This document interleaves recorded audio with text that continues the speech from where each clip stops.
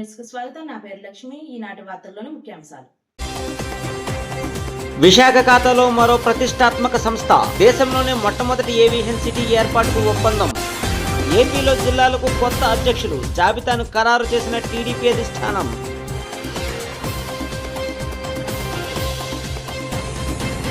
పౌరులందరికీ హెల్త్ కార్డులు. రాష్ట్రంలో రోగుల నియంత్రణకు సాంకేతికతపై దృష్టి పెట్టాలని నిపుణులకు సూచన. కాకినాడ జిల్లా గండేపల్లి NH-16 జాతీయ రహదారిపై ఘోర రోడ్డు ప్రమాదం. అంబేద్కర్ కోనసీమ జిల్లా అమలాపురంలో మెడికల్ కాలేజ్ ప్రైవేటీకరణ వ్యతిరేకిస్తూ వైసీపీ భారీ ర్యాలీ. సంజీవిని ప్రాజెక్టు ద్వారా పౌరులకు డిజిటల్ హెల్త్ కార్డులను రూపొందిస్తున్నామని సీఎం చంద్రబాబు తెలిపారు. ఏపీ సీఎం చంద్రబాబు వైద్య ఆరోగ్య నిపుణులతో వీడియో కాన్ఫరెన్స్ నిర్వహించారు. వైద్య ఆరోగ్య రంగంలో ప్రపంచ ఆరోగ్య సంస్థ సూచనలు అమలు చేస్తామని తెలిపారు. ప్రజల ఆరోగ్య సమస్యల పరిష్కారంలో అత్యుత్తమ వ్యూహంతో పాటు నేచురోపతిని ప్రోత్సహించాలి అని అధికారులకు సూచించారు. ప్రతి రంగంలోనూ మౌలిక సదుపాయాల కల్పన, టెక్నాలజీ ద్వారా ఉత్తమ పనితీరు కనపరిచేలా తమ విధులను నిర్వహించాలని అధికారులకు చంద్రబాబు సూచించారు. విశాఖలో మరో ప్రతిష్టాత్మక సంస్థకు నాంది పడింది. దేశంలోనే తొలి aviation site city GMR group Mansas trust ఒప్పందం చేసుకున్నాయి. AMR ఎడ్యుసిటీ, CMR మాస్ ట్రస్ట్ విశాఖ వేదికగా ఒప్పందం చేసుకున్నాయి.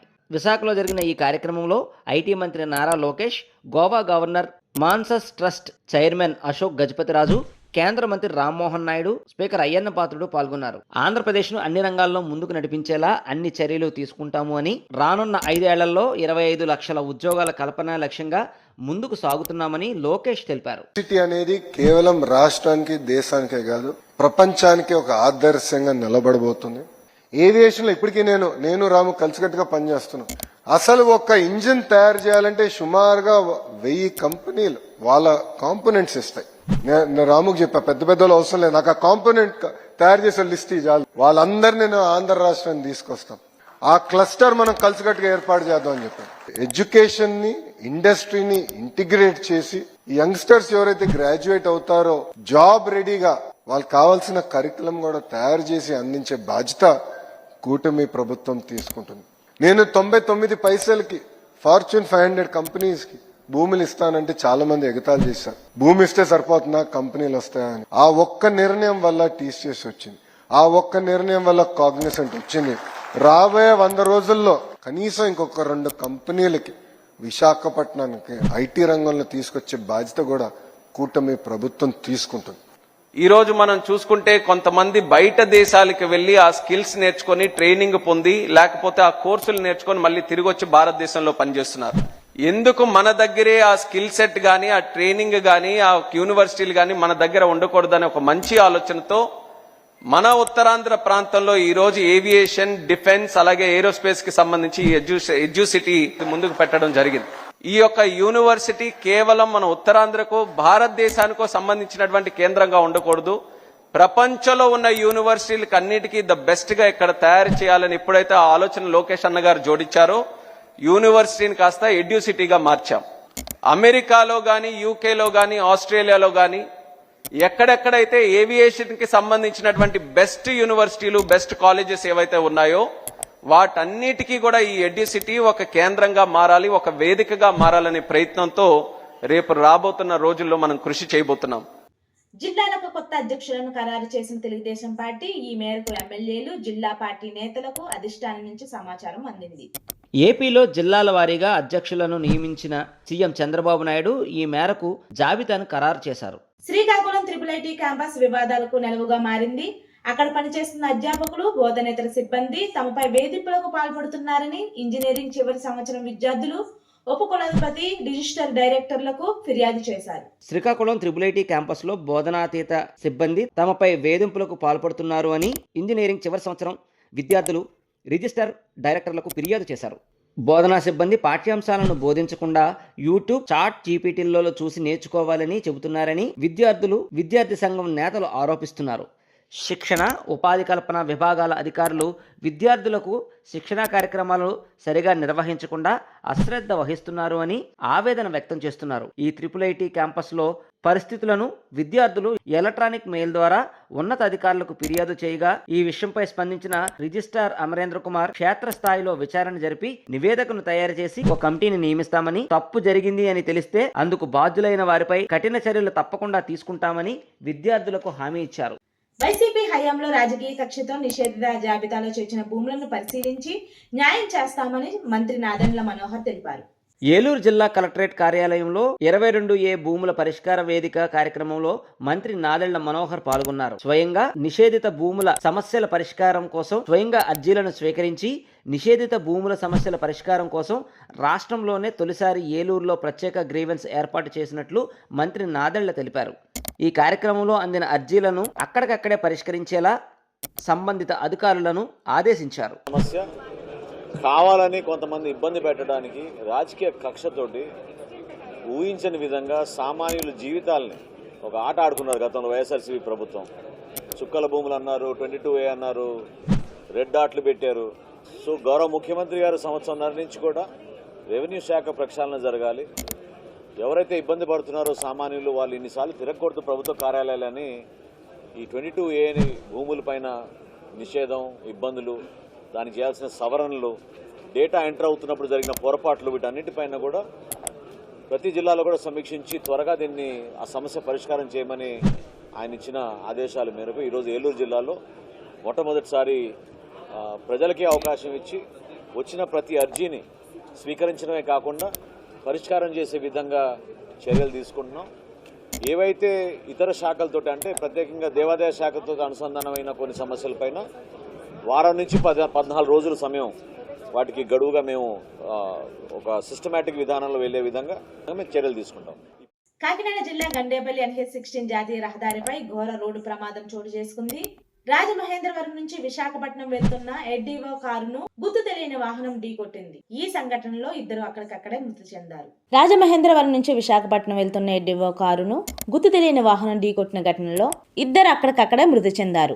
శశికుమార్ అనే వ్యక్తిని అనారోగ్యం కారణంగా మెరుగైన చికిత్స అందించేందుకు రాజమండ్రి నుంచి విశాఖపట్నంకు కారులో బయలుదేరారు. అయితే మార్గం మధ్యలో గండేపల్లి వద్ద ఈ ప్రమాదం చోటు చేసుకుంది. అమలావరం భూపయ్య అగ్రహారం పురాతన రామాలయంలో ఘనంగా లక్ష తులసి కుంకుమార్చన పూజా మహోత్సవాలను అంగరంగ వైభవంగా నిర్వహించారు. అమలాపురం పట్టణం భూపయ్య అగ్రహారం పురాతన రామాలయంలో శ్రీరామచంద్రమూర్తికి లక్ష తులసి కుంకుమార్చన పూజా మహోత్సవాలు అత్యంత వైభవంగా నిర్వహించారు. 200 సంవత్సరాల పురాతన దేవాలయంలో శ్రీరామును కొలుస్తున్న భక్తులు ఇక్కడ ఎన్నో అద్భుతమైన కార్యక్రమాలను బాలభక్త సమాజం కమిటీ సభ్యులు నిర్వహిస్తున్నారు. ఈ స్వామివారికి పూజలు నిర్వహించడం వలన భక్తులకు సర్వ శుభాలు జయము జరుగుతుందని, త్వరలోనే నూతన దేవాలయంను ప్రారంభించబోతున్నామని, ఈ స్వామివారిని దర్శించి కోరికలు తీర్చుకోవాలని బాలభక్త సమాజం ఆలయ కమిటీ కోరారు. కార్యక్రమంలో భూపయ్య అగ్రహారంలోని భక్తులు పాల్గొని వేద పండితులు చెప్పిన ప్రవచనాలు వినడంతో పాటు పూజా కార్యక్రమాన్ని నిర్వహించారు. అనంతరం భక్తులు అందరూ స్వామివారి ప్రసాదం స్వీకరించారు. ఈ కార్యక్రమంలో అధిక సంఖ్యలో మహిళా భక్తులు పాల్గొన్నారు.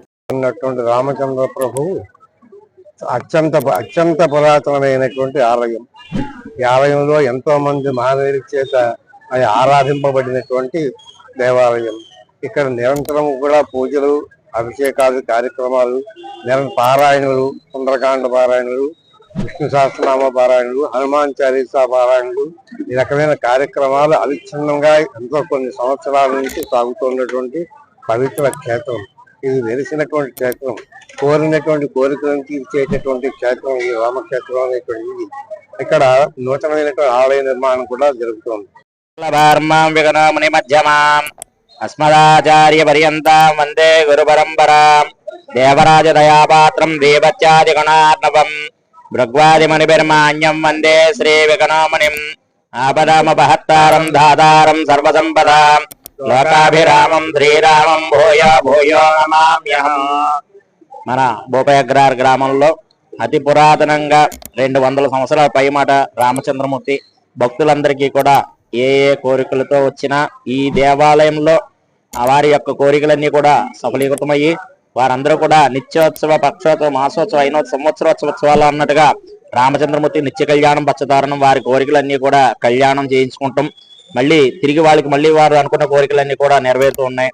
అటువంటి రామచంద్ర స్వామి వారికి మాసాన మార్గశీర్షోహం, ఈ యొక్క మార్గశీర్ష మాసం బహుళ నవమి, దశమి, ఏకాదశి సందర్భంగా ఈ 3 రోజులు కూడా త్రయాణిక దీక్షగా మొట్టమొదటి రోజుగా స్వామివారికి శాంతికర దివ్య కళ్యాణ మహోత్సవ కార్యక్రమం, రెండో రోజు గ్రామాన్ని ఉత్సవం ఊరేగింపుగా అంటే గ్రామాన్ని ఎరిగింప చేయడం గ్రామోత్సవంగా విశేషంగా జరగడం, మూడో రోజు ఈ రోజు స్వామివారికి ఏకాదశి మహాపర్వణం, అందులోనూ స్వామివారం ఈ రోజు స్వామివారికి ప్రాతకాలాన్ని విశేష అర్చన కైంకర్యాలు పూర్తి చేసుకుని ముందుగా స్వామివారి యొక్క అనుజ్ఞ తీసుకుని విశ్వక్సేన ఆరాధన, పుణ్యాహ వాచనం, స్వామివారికి దివ్యతేజ ఆచార్యాది అత్వికవర్ణం, స్వామివారికి దివ్యతేజ ప్రకాశిత్యర్థం పంచామృత మండపారాధన, అలాగే మూర్త్యా ఆవాహన యోగ్యతా బలసిత్యర్థం కుంభ పూజా కార్యక్రమం, తదుపరి స్వామివారికి విశేషమైనటువంటి పళ్ళ రసాలతోనూ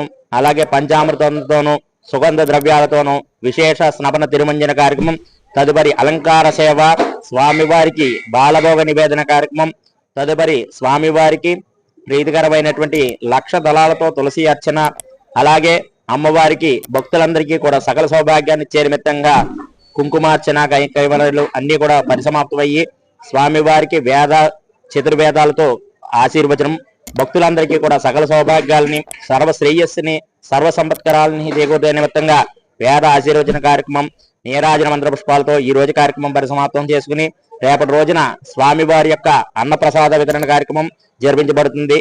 మెడికల్ కాలేజీల ప్రైవేటీకరణను వ్యతిరేకిస్తూ వైఎస్ఆర్సీపీ కోటి సంతకాల ప్రతులతో భారీ ర్యాలీ నిర్వహించారు.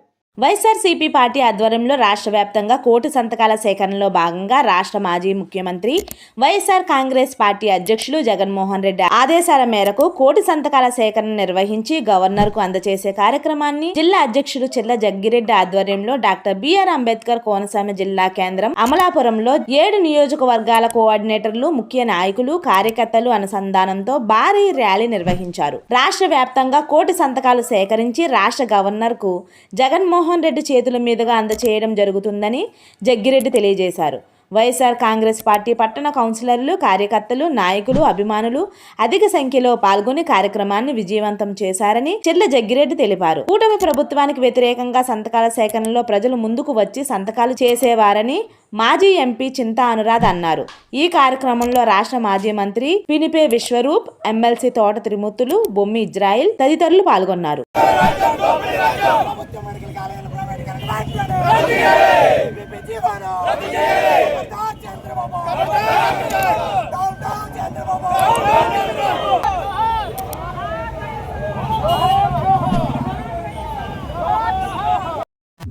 ఇప్పటి వరకు పనిచేసిన ముఖ్యమంత్రులందరూ కలిపి 12 మెడికల్ వైద్య కళాశాలలు తీసుకొస్తే ఒక్క జగన్మోహన్ రెడ్డి గారు ఈ రాష్ట్రంలో 17 మెడికల్ కాలేజీలు తీసుకొచ్చారు.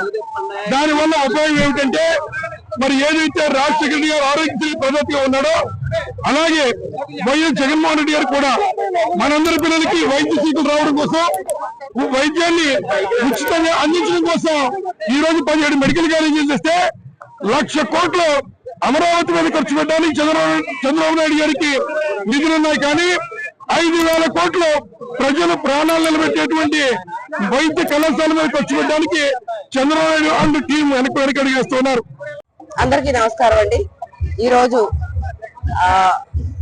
రాష్ట్రం అంతటా కూడా ఏదైతే కుటుంబ ప్రభుత్వం వాళ్ళు తీసుకున్నటువంటి నిర్ణయం మెడికల్ కాలేజ్, మన ప్రభుత్వ మెడికల్ కాలేజెస్ ని ప్రైవేటీకరణ చేద్దామని PPP మోడ్ ద్వారా వాళ్ళు తీసుకున్నటువంటి నిర్ణయానికి ప్రజల తరఫున వైఎస్ఆర్సీపీ పార్టీ మా నాయకుల ఆదేశాల మేరకు మేము ఈ నిర్ణయాన్ని వ్యతిరేకిస్తూ ప్రజల్లోంచి ఒక నినాదాన్ని తీసుకొచ్చి ప్రజల ద్వారా ప్రజలు కోటి సంతకాలు సమర్పించాలని మా నాయకుల ఆదేశం మేరకు మేము వాళ్ళందరినీ కూడా ప్రతి గ్రామానికి, ప్రతి చిన్న హ్యామ్లెట్ కూడా వెళ్లి ప్రజల నుంచి సంతకాలు సేకరించి అవన్నీ కూడా ఈ రోజు మేమందరం కూడా ఒక చోటకు చేర్చి ఇప్పుడు ప్రస్తుతం ఈ రోజు అంటే సుమారు 2 నెలలుగా మేము చేస్తున్నటువంటి ఈ కార్యక్రమం సక్సెస్ఫుల్ గా ప్రజల నుంచి కూడా పాజిటివ్ గా రాబట్టి మేము ప్రత్యేకించి ప్రతి ఒక్క నియోజకవర్గం, మా జిల్లాలో ప్రతి ఒక్క నియోజకవర్గం 60,000కు తగ్గకుండా సంతకాల సేకరణ జరిగింది.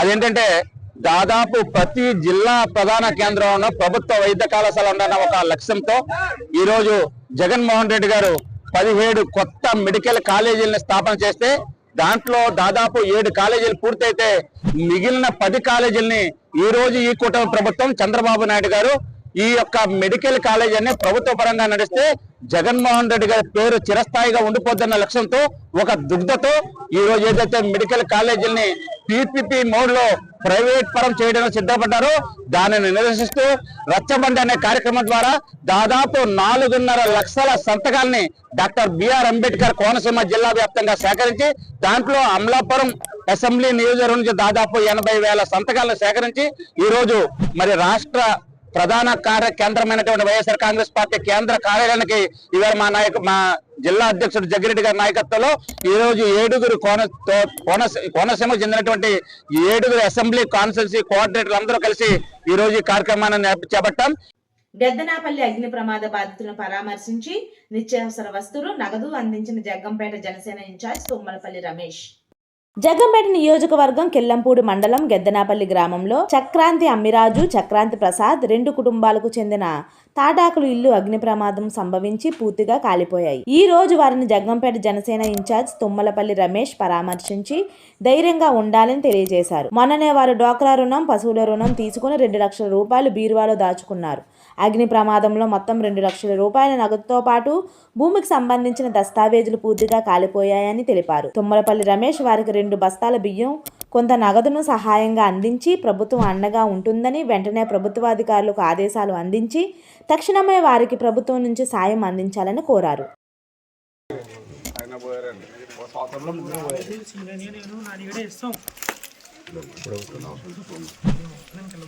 వార్తలు ముగించే ముందు ముఖ్యాంశాలు మరొకసారి. ఈ బులెటిన్ ఇంతటితో సమాప్తం. తిరిగి రేపటి వార్తల్లో కలుసుకుందాం. అంతవరకు సెలవు. నమస్కారం.